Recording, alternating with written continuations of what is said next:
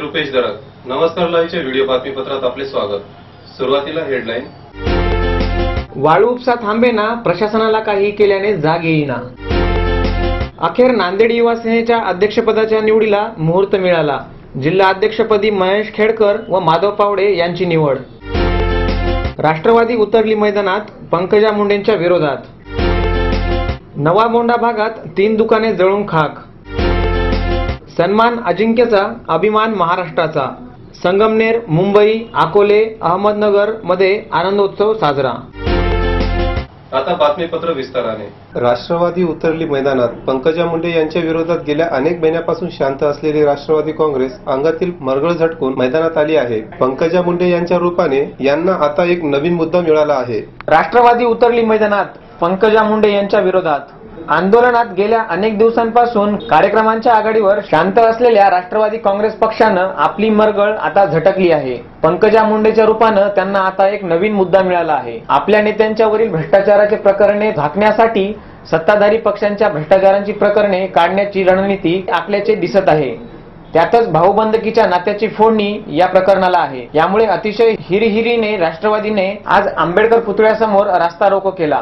यावेळी चिक्की घोटाळ्याची पार्श्वभूमी डोळ्यासमोर ठेवून यावेळी चिक्कीचे देखील वाटप करण्यात आले. नियमांचे सर्रासप्रमाणे उल्लंघन करून एका कॉन्ट्रॅक्टरला 206 करोड रुपयांची ऑर्डर पंकजा मुंडे यांनी दिल्याचा आरोप आहे. या मुद्द्यावर नांदेड भाजपकडून काल पंकजा मुंडे यांच्या समर्थनात आंदोलन व निदर्शने केली होते आणि आज राष्ट्रवादीकडून रास्ता रोको केला.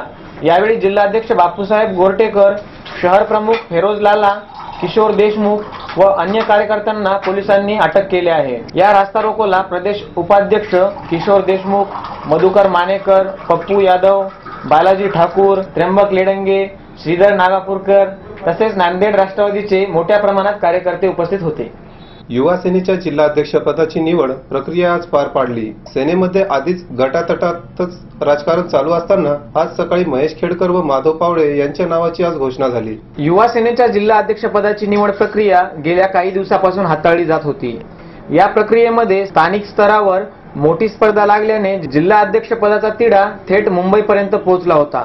तसेच विधानसभा निवडणुकीपासून अगोदरच असलेल्या सेनेतील गटातटाच्या राजकारणाला अधिक चालना मिळाली. यामुळे अगदी संपर्क नेते हटावपासून आता पालकमंत्री हटावपर्यंत पोहोचलेले गट हे युवा सेनेच्या जिल्हा अध्यक्षपदावर आपल्या गटाच्या व्यक्तींची निवड होऊन त्यास आपले व आपल्या गटाचे भविष्य पाहत होते. त्यामुळे आमदारांनी आपल्या पुत्राचे घोडे देखील दामटण्याचा प्रयत्न केला. परंतु प्रकाश भाऊ खेडकर यांचे वारसदार तसेच पावडेंचा लढवय्यापणा यामुळे माधव पावडे व महेश खेडकर यांच्या गळ्यात युवा सेनेच्या जिल्हाध्यक्षपदाची माळ पडली. निष्ठावंतांना न्याय मिळाला. बबनराव थोरातांनी यातही आपले आसन मजबूत करून घेतले. आज सकाळी महेश खेडकर व माधव पावडे यांच्या नावाची घोषणा झाली आणि फटाक्यांची आतषबाजी नांदेडमध्ये झाली.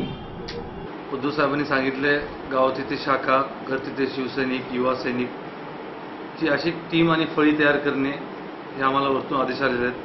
त्याच सुवर्ण महोत्सवानिमित्त आम्ही प्रत्येक गावात शाखा, प्रत्येक वार्डात शाखा आणि युवा सेनेची एक चांगली फळी तयार करू, जेणेकरून शिवसेनेला पाठबळ देता येईल युवकांचं आणि युवकांचे प्रश्न सोडवण्यासाठी आम्ही सज्ज आहोत.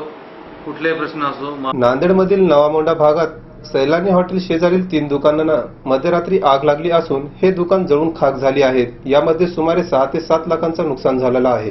नांदेडमधील नवा मोंढा भागात सैलानी हॉटेलच्या मागच्या साईड असलेले 3 दुकाने मध्यरात्री अचानकपणे लागलेल्या आगीत जळून भस्मसात झाली आहेत. या आगीमध्ये सुमारे 6 ते 7 लाख रुपयांचे नुकसान झाले असून ही दुकाने पूर्णपणे जळून राख झाल्याने ह्या दुकानदाराचे प्रचंड नुकसान झाल्याने आता हे नुकसान सहन करायचे की नव्याने सुरुवात करायची, यासाठी नव्याने सुरुवात करण्यासाठी धडपडायचे हे अवघड झाले आहे. रात्री सुमारे 2 ते 3 या वेळेत जवळील परिसरातील लोकांनी अचानक आग लागल्याचे पाहिले व अग्निशामक दलाच्या गाड्यांना बोलवले. आग एवढी मोठी होती की अर्ध्या तासात सर्व काही जळून खाक झाले. नवा मोंढा भागातील हाजीभाई यांची भंगारांची दुकान असून ती पूर्णपणे जळाल्यामुळे सुमारे 2 लाखांचे नुकसान झाले. ईश्वर ब्रॉडबँड कंपनी यांचे जवळपास 1 लाख तर केरू ड्रायव्हिंग स्कूल यांचे सुमारे 6 लाख रुपयांचे नुकसान झाले आहे. आगीचे कारण अद्यापही उघड झालेले नाही. नागरिकांच्या म्हणण्यानुसार ही आग शॉर्ट सर्किटमुळे लागली आहे असं नागरिकांचं म्हणणं आहे. या आगीमुळे आमचे सर्व काही जळून खाक झाले आहे.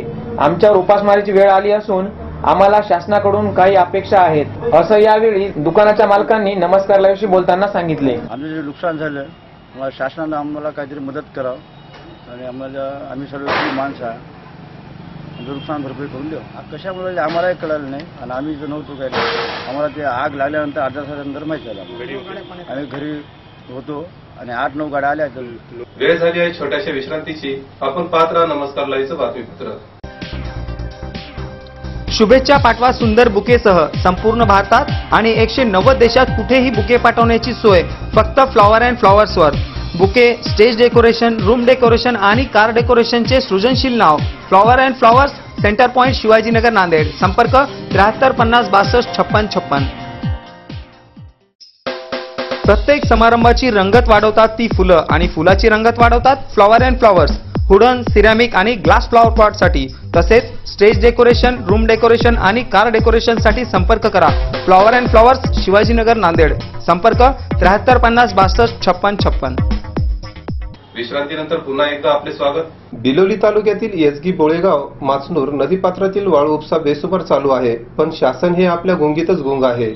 या शासनाच्या अशा कामामुळे नागरिक त्रस्त आहेत. बिलोली तालुक्यातील येसगी, बोळेगाव, माचनूर या नदीपात्रातील बेसुमार वाळू उपशामुळे निर्माण झालेल्या खड्ड्यांचा प्रश्न ऐरणीवर आला आहे. रेती घाटाजवळील सर्वच गावांना पावसाळ्यात या समस्येचा सामना करावा लागत असल्याच्या पार्श्वभूमीवर यापुढे तरी प्रशासनाने कडक भूमिका स्वीकारण्यासाठी हे निद्रिस्त प्रशासन जागेल का, वाळू तस्करांचा बंदोबस्त करेल का, असा प्रश्न परिसरातील ग्रामस्थ उपस्थित करीत आहेत. अवैध वाळू उपसा व बनावट पावत्यांचा सर्रास वापर याकडे महसूल प्रशासनाचे दुर्लक्ष, अशा माथाळ्याखाली वाळू उपशासंदर्भात अनेक वृत्तपत्र व वृत्तवाहिन्यांवरून गेल्या काही दिवसांपासून बातम्या प्रकाशित होऊन सुद्धा एकदाही सक्षम कारवाई करण्याचा पुढाकार न घेता महसूल विभाग मात्र आपल्या विभागाचे सर्व नियम गुंडाळून काम झाल्याने हे परिस्थिती उद्भवल्याचे चित्र यावरून स्पष्ट दिसते.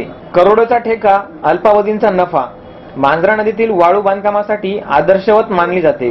त्यामुळे या कर्नाटक, तेलंगणा, आंध्र प्रदेश, महाराष्ट्र या महानगरांमधून मोठी मागणी आहे. यासाठी अतिरिक्त पैसे मोजले जातात.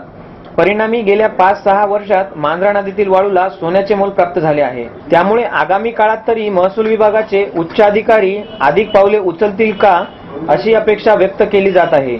महसूल विभागाकडे तक्रार करूनही फारसा उपयोग झाला नाही. मांजरा नदीपात्रात झालेल्या बेसुमार वाळू उपशामुळे जागोजागी खड्डे तयार झाले आहेत. मात्र याकडे बिलोली महसूल विभागाची निष्काळजीमुळे ठेकेदाराचे अच्छे दिन दिसत आहेत. दर महिन्यात बनवले जाणारे रेती उपसा पंचनामा यावर दररोज केवळ 20 ब्रास याप्रमाणे साधारण मासिक केवळ 600 ते 700 ब्रास रेती उपसा केलेले दाखवण्यात येत आहे. दररोज 500 गाड्यातून रेती वाहतूक होत असताना महसूल प्रशासनाने दाखवलेली आकडेवारी शक्य आहे का? स्वतः जिल्हाधिकारी यांनी या घाटाची चौकशी करावी व दोषींवर दंडात्मक कारवाई करावी, अशी परिसरातील ग्रामस्थांची मागणी होत आहे.